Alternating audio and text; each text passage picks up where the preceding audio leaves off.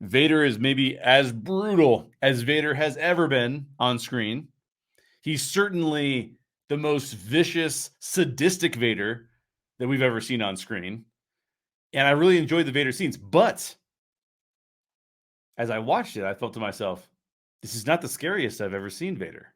I'm not more afraid of Vader seeing him in this context than I was seeing him in prior contexts that we've been shown in the past. Now, why is that? So as a storyteller, as a writer, I have to think to myself, what about what happened and how my experience played out? Why was it different? Why was I scared of Vader in different settings than I was watching episode 3? So I have a lot of thoughts on this, and I'd like to dig into it a little bit deeper. So I hope you join me for this. In the past, we have seen Vader brutally kill combatants.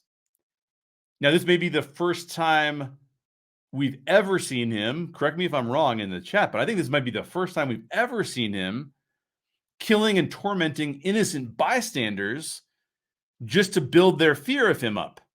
Now, we know in the EU and in some of the other Star Wars materials that there have been Sith lords that will cause people to fear them because they can almost grab some of that fear and use it to power the dark side in them. I have seen that before in Star Wars Sith. And that may be what Vader's doing here, maybe not what he's doing here, but he's certainly trying to make everybody fearful of him as he walks through this small village. But what I found interesting as a viewer was that this Vader was not as scary to me personally watching. He was scarier to the characters on the screen, maybe, but less fear-inducing to me personally. So I asked myself this question: how do you write Vader or a character like him to be more frightening to the people watching, to the audience? You know, the American Film Institute, AFI, they have Vader as like, I think he's the number 1 or number 2. I think he's number 1, the scariest villain of all time.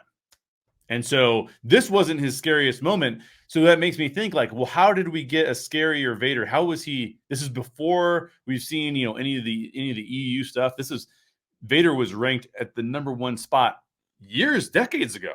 So what was it about Vader in those moments that made the audience so terrified? And how did he show up here? And how do we manipulate our writing and storytelling to make characters like Vader scarier?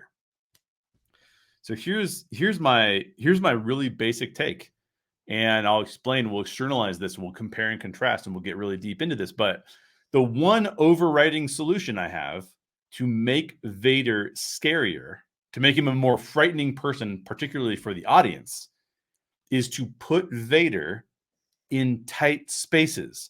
Make Vader the most visually intimidating thing in the room or in the space. Now, you'll notice that was not done here because Vader's outside. He's not even in a constrained space. He's in a very open space, the planet. There's no time he's in a corridor or anything. He's in a very open space. So let's talk about when Vader has been the most intimidating for the audience by looking back through the catalog of Star Wars materials that he's appeared in. And we can talk through this a little bit. So you'll notice that in the original trilogy, he's almost always in small corridors. He's almost always the tallest person, except for maybe when Chewbacca's around. He's almost always the tallest, most imposing person in the room. He even stands when other people sit. There's the scene in A New Hope where he's standing and all the Imperial officers are sitting. This is right before he's about to force choke. Is it Mahdi? I don't know if it's Mahdi, but he's sitting there with Tarkin and he force chokes the guy because the guy says that his devotion to that old religion is kind of ridiculous, right? I'm paraphrasing. But Vader's standing where everyone else is sitting. Now, the only time he's in a bigger, more open space is when the Emperor is present. Now, take note of that because that's interesting. Why is that? Because the Emperor is meant to command the larger space. The Emperor doesn't get his intimidation. He doesn't get his power of persuasion from being an intimidating visual figure. The Emperor, we're meant to think, whoa, the Emperor controls everything he needs to control just by being in the room. So there's a couple of examples of that. The throne room itself in Return of the Jedi, when Luke walks in and there's a big battle, and of course, Palpatine eventually has the two lightsabers on both arms of his throne. That's a pretty big space. That's a pretty big space that Vader is in at that point in time. But why is that the case? Because in that room, the Emperor is the biggest bad guy. The other time I can think of where Vader in the original trilogy is in a pretty open space is when he's awaiting the arrival of the Emperor on the shuttle. And so the shuttle pulls in and you got all the stormtroopers lined up, all the officers lined up waiting to meet the Emperor. It's a pretty big space. Well, why is it a pretty big space? Because the Emperor is arriving and the Emperor controls bigger spaces. And it's not the Emperor's visual stature that we're scared of. It's his intellect and the way that he can manipulate things. That's what makes him so intense. So when we see now there is one other area where Vader is in a slightly more open space, but you'll notice that it's actually confined. So the end of The Empire Strikes Back, this is when they're in tight corridors. We're not sure where Vader is. Luke's trying to hide from him. We're not sure. Luke turns around a corner, isn't sure he's going to see Vader, right? Terrifying. It's really, really, really good scene. Now, at the end of that scene, Vader pushes Luke out onto a bridge, and that's when he chops off his hand. Luke loses his lightsaber. He's on the end. He's holding on to whatever that structure is. Now, you'll notice that's a bigger space, but what have they done? They've confined the bigger space, meaning that Luke only has two options. He's got Vader on one side. He's got a giant pit of Cloud City that he can fall into on the other side of him. So it's still a constrained space in terms of Vader is the biggest thing in the room. There's just a void that's there as well. So the bigger threat to Luke is Vader still in that moment. And you'll notice that Vader seems very imposing because he takes up basically all of the bridge at that point in time. And Luke's stuck there. He can't get away from Vader. So let's compare and contrast what I just broke down with those original trilogy scenes and break that down in comparison to episode 3 of Kenobi. So episode 3 of Kenobi, this is the first time we've seen Vader out in the open. And I do think that does detract a little bit from the fear that the audience feels. Now, why is that? Let's cover this. I think there's two main points here. One, Vader is not fast. Now, could Vader use force speed and become faster? Yeah, he totally could. But we do not generally see Vader sprinting around. What makes him scary is that he has command of the Force, where he can sense and predict where his prey is headed and or hiding, which we saw in The Empire Strikes Back. So he doesn't need to be fast. He doesn't need to be fast. It's just like Luke predicting the training drone and the firing the blaster bolts. The Force is gonna tell him where to go. The same is true of Vader. He's using the dark side to be like, where are these people that I'm searching for? So he doesn't really need to be fast. Therefore, if you put him in an open space, it does kind of feel like his prey could just pick a direction and run away from him and just keep running in that direction. But in a closed space, this is my third day of podcasting, so you're hearing my voice. My voice is breaking already. But in a closed space, Vader could be around any corner. In a closed space, like he is in The Empire Strikes Back, like he is in A New Hope, in the beginning of A New Hope, where he's in the corridors when they're taking over the Tantive 4, Leia's ship that she's using to escape.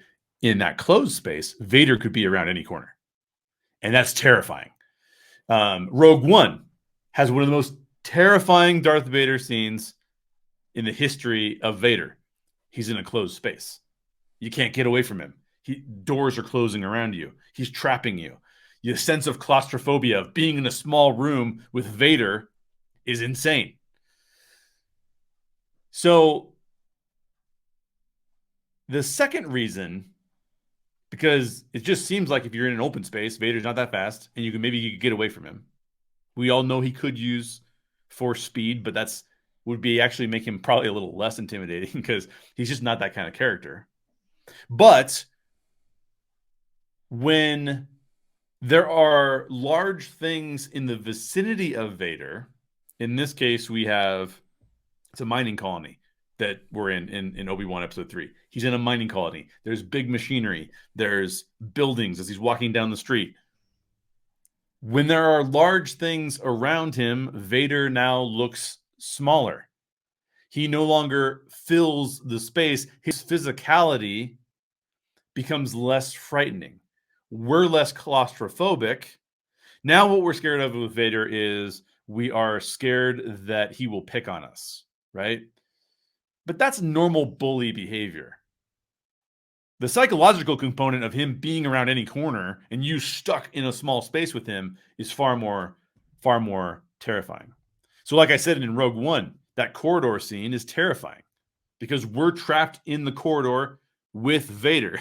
He's the biggest thing in that room and he's super powered. So he has all the same powers that he uses here in Obi-Wan Kenobi Episode 3. He's super powered. But in that corridor, there's no escaping him. In the corridor, we are toast. And I talked about Empire Strikes Back too in Cloud City, where Vader is hunting Luke. He's imposing. He could be around the next corner. When he's on the bridge, it's Luke's only escape route that we can see. But he's in front of Luke. He's the gate that Luke has to get past. Instead, Luke has to fall back into the void. You'll notice that in A New Hope, Vader lifts the rebel officer off his feet. It's one of the first times we meet Vader. He's got the guy in a chokehold, lifting him off his feet. The guy's holding his neck. And then when Leia comes up, Leia's looking way up at him. He's looking way down at Leia. David Prowse in that costume was a huge, intimidating guy. Vader is very imposing in those moments. We do not want to be in a room with Vader. You don't want to be in an enclosed space with Vader. You don't want it because he's the thing that you're like, I'm not even going to have time to get away from this guy. And I'm within range of his force abilities. He's going to use the force on me anytime he wants to. Now, there's another thing when you're telling a story about a character like Vader that helps with continuity and power dynamics. If you put these imposing, large, slow, but menacing figures with lots of power, if you put them in a tight space, it makes continuity and power dynamics easier to handle from a storytelling perspective. So in the final moments of Episode 3, while Vader is, basically toying with Obi-Wan and making him suffer, he's dragging him through the fire. He's really playing upon Obi-Wan's already fearful nature, which I talked about earlier. So this is really powerful. As that's happening, he extinguishes all the fire. He's still messing with Obi-Wan. But then Indira's character, which, by the way, I can't remember her name. I was looking for her name and I could not find it.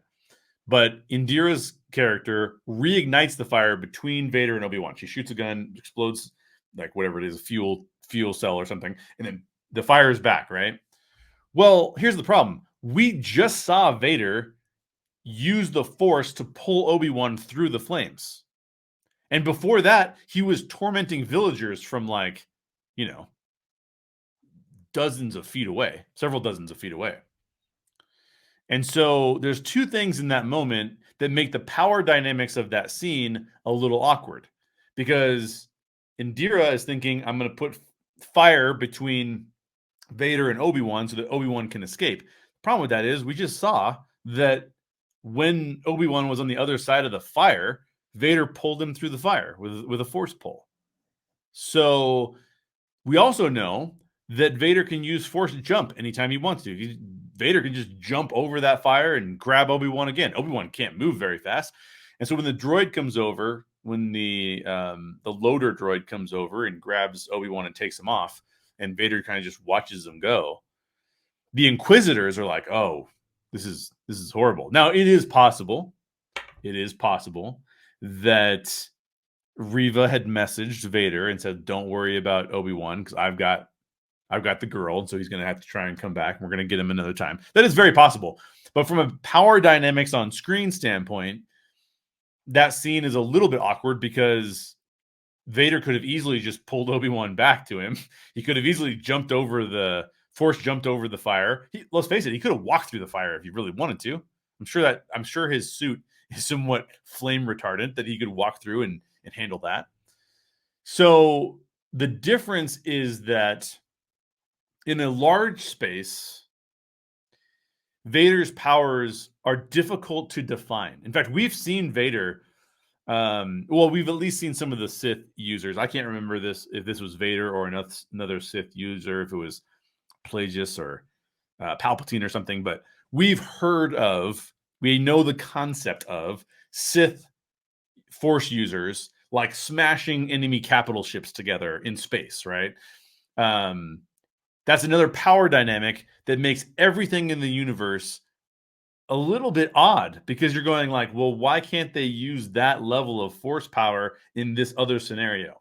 And so that's another reason why not to write those kinds of characters, those super powered characters, into large spaces. You can do it every once in a while, have them smash some capital ships together or something. But in general, if you want to make it so that their power seems a little bit more reduced, or at least a little bit more constrained, is a better way of saying it. They still have the power, they just can't use it as much because they're in a smaller space. And so therefore, why would you smash two things like that together? In Empire Strikes Back, Vader's constantly pulling stuff off the wall and throwing it at Luke. Makes sense because they're in a small space, right? But when he's in a big space, it's like, okay, well, couldn't he just about do anything? he could just take giant boulders and throw them down on Obi-Wan if you wanted to. So I think the power dynamics and our intimidation factor mean that if we're writing characters like Vader, who tend to be these large, imposing characters who are incredibly frightening, and we look up at them and they're scary as opposed to looking down at them, then I think that writing those characters into tight spaces is a really good way of inducing fear in the audience. So let me just capitalize on a couple of these points if we're thinking about applying this to our own storytelling. One, being in a tight space, if you're the audience, is scary. You'll notice that a lot of times Vader is filmed from below because we're using forced perspective to make him look even bigger. So a lot of times, especially in the small spaces, we're looking at Vader as if he's above us from the camera perspective, from the audience's perspective. So being in that tight space allows us to do that. As soon as you bring Vader out into a big space, it's much easier to look down, have a camera look down so we can see more of the terrain. And all of a sudden, we're not looking up at him anymore. He looks smaller in the space that we see him in. It's great if you have a different character like Emperor Palpatine that you want to showcase the differences between them, but it maybe doesn't work as well if Palpatine is absent in this case. Tight spaces also mean that we don't have an easy ability to escape. So if you're the audience, you're going to have to watch how this plays out, right? Now we get fearful. We're like, oh my gosh, how is this going to play out? We also probably don't have anywhere to run to. So our instinct is like, oh man, maybe I better hide from this. I better hide from this imposing character. And finally, you can make it seem like the villain, in this case Vader, knows exactly where their prey is going to run to or going to hide. So that also builds tension. And if they are hiding, if the character is hiding on screen, a lot of times this happens in Star Wars. A lot of times it happens in horror movies as well. We get the perspective of the person hiding, and the person hiding is looking out or around a corner at the big bad, the evil thing that's chasing them. And that is a way to induce fear in the audience as well. Because like, what's going to happen? I feel like I'm this character, and that Vader is, or whoever other character is hunting me down. So I think that's really cool too. So there you go. I think storytellers can use all of those same rules, spatial conformity especially, to induce fear and trepidation in the audience. Obviously, this was... so let me just really quickly say that was not done in episode 3 of Kenobi. And instead, what they did was they showed us a different side of Vader that we hadn't particularly seen before. And that was him just brutally torturing innocent bystanders that did not have a dog in the fight between him and Obi-Wan.